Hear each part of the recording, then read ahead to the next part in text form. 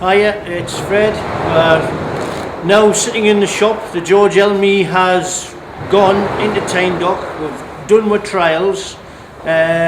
Few minor hiccups with the fuel system, but that's all sorted now, and it's ready to go across to Royal Keys to stay a few days before it goes down to Seaham when they have everything organised for the big return journey.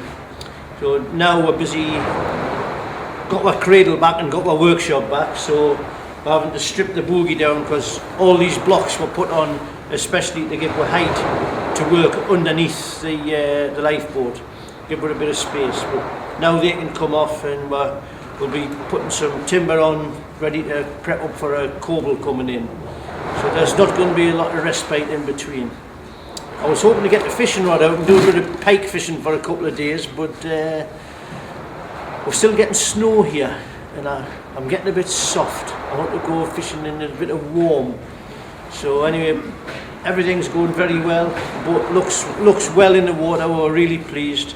We had quite a good turnout. About 60-70 people turned up for the launch, which was very good considering we couldn't give a hard date because we had trouble with alternators, but we had to cancel, and then it was back on and away out now. So it looked very smart in the water. The trials, it did very well and handled really good. No problems with anything. So project's complete. Now we've got to start something else. So there will be some more film coming up of when it's actually going through the harbour at Seaham, and maybe some film of the return journey down by sea. Waves lashing over them, hopefully, because I'm not on board, you see, so I don't mind if they get soaked.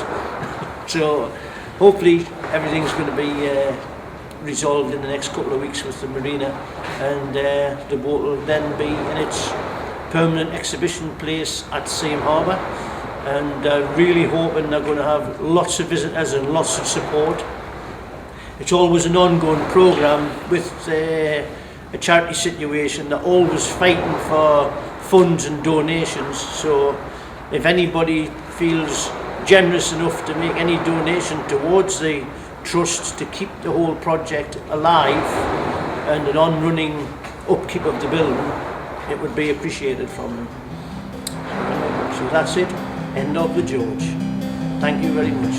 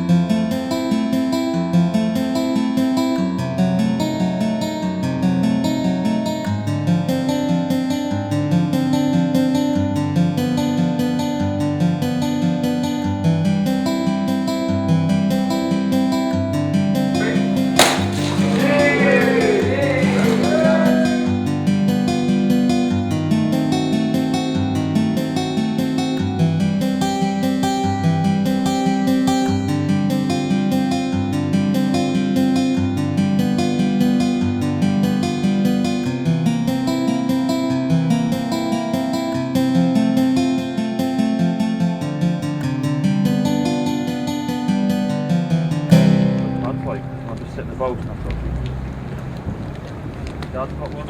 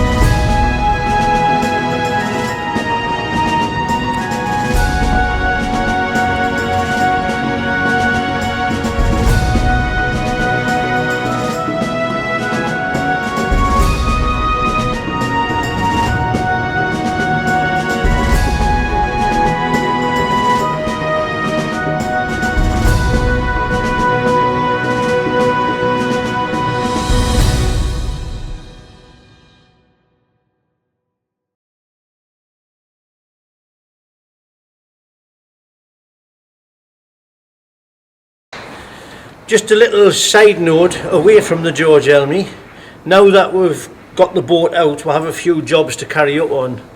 As a boat builder, I get asked to do some weird and wonderful jobs for people. Just to show you a couple of jobs that I've got to get tidied up on. This lump of timber here, which is absolutely riddled with worm, they're all dead, gone now. It's a lump of elm, and somebody wants it cleaning up. And there's some 3 legs go in it.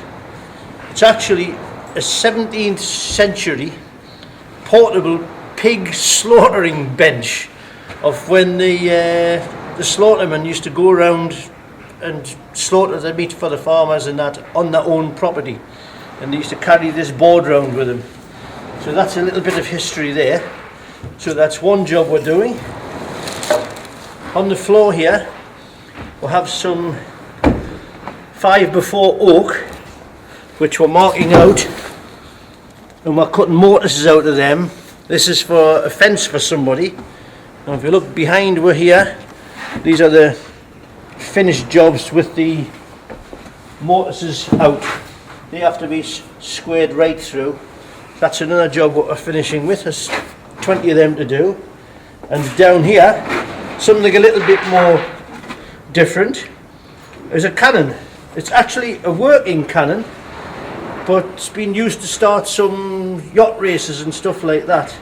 There's a couple of little bits of brass work to be made to retain it on there, a bit of rope splice, and there's some wheels to make up on the lathe. So that's a couple of the unusual jobs we've got to do. So we are pretty versatile here. There's not a lot that we cannot do, but I would have thought a 17th century pig slaughtering bench and a cannon from I don't know when, it's catching up on the backlog. So we will get everything sorted this week. Okay.